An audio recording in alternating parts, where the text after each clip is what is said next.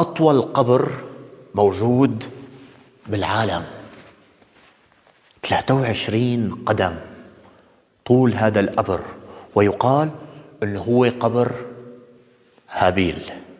بهذا المكان بحسب الرواية المتداولة وصل قابيل لهذا المكان وكان جايب معه أخوه هابيل، تعب ما عاد قدر يستمر، فصارت حادثة الغراب، ومن ثم وار قابيل أخوه هابيل التراب بهذا المكان.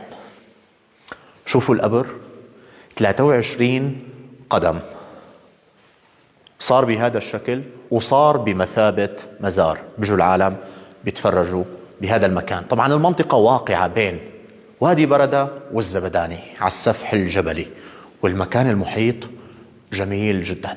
بالفيديو القادم راح نستضيف المسؤولين عن هذا المكان لحتى يحكونا عن الرواية التفصيلية، فيلي حابب يشوف شو قصة هذا المكان وإمتى صارت وشو هي تفاصيل التفاصيل يتابع الفيديو القادم. تقبلوا تحياتي، كنت أنا معكم يمان السيد.